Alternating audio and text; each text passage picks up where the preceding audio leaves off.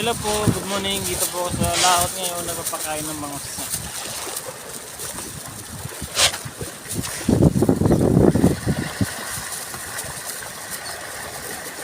Yan po yung bangos guys. Kumakain na sila. Nakita nyo yan? Yan po pinapakain na dito sa gitna ng laot. Saka yung taalit, yan po yung taalit.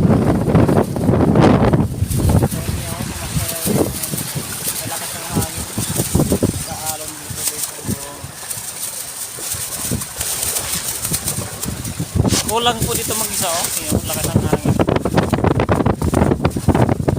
Matulog.